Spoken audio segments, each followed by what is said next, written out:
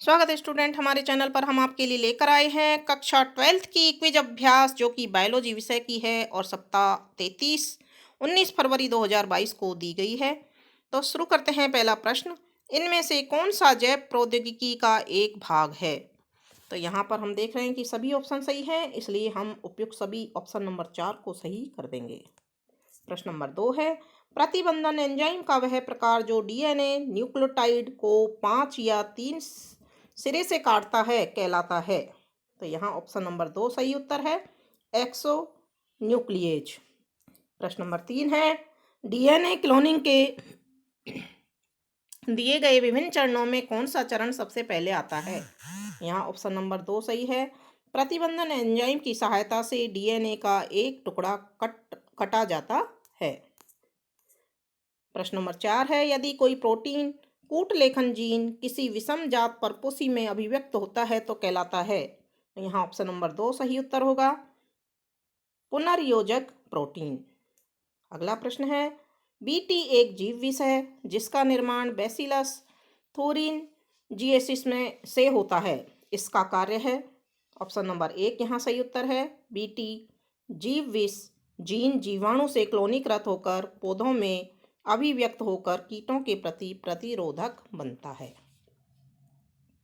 अगला प्रश्न है, सूत्रकृमि मिल्वाडेगाइन इनकोगनीशिया तंबाकू के पौधों को संक्रमित कर उनके पैदावार को कम कर देता है। उपरोक्त संक्रमण को रोकने के लिए अपनाई जाने वाली प्रक्रिया आधारित है। तो यहाँ ऑप्शन नंबर 2 सही उत्तर है, आरएनए अंतरछेद। अगला प्रश्न है, जहाँ पर एक ग्राफ दिया हुआ है। ग्राफ में दिखाए मणि ने अपने खेत में बीटी कपास के 3 प्रकार लगाए, ए बी सी। कुछ महीने बाद खेत में कपास के मुकुल कृमि का गंभीर प्रकोप होता है और मणि की फसल को हुए नुकसान पहुंचता है। फसलों को हुए नुकसान के आधार पर इनमें से कौन सा कथन मणि के निष्कर्षों की व्याख्या कर सकता है?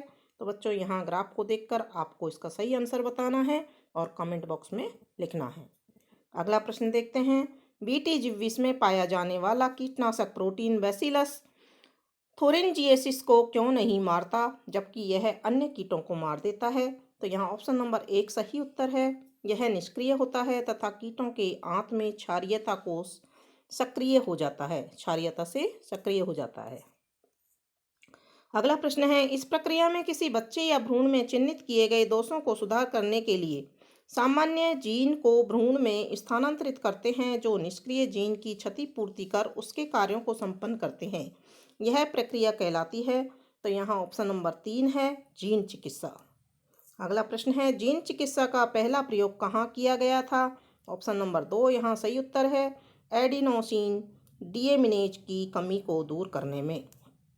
अगला प्रश्न है, ऐसे जंतुओं जिनके डीएनए में परिचालन द्वारा एक अतिरिक्त जीन व्यवस्थित होता है और अपना लक्षण व्यक्त करता है, ट्रांसजेनिक एनिमल्स या पारजीवी जंतु कहलाते हैं। इनका उपयोग किया जाता है। तो यहाँ देखते हैं हम सभी ऑप्शन सही हैं, इसलिए ऑप्शन नंबर 4 इन सभी में सही उत्तर होगा। नेक्स्ट क्वेश्चन है, 1983 में एली लिली कंपनी ने मधुमेह रोगियों के द्वारा उपयोग में लाई जाने वाली इंसुलिन श्रृंखलाओं के उत्पादन में इनमें से किसके प्लाज्मिड का प्रयोग किया? तो यहाँ ऑप्शन नंबर 3 सही उत्तर है,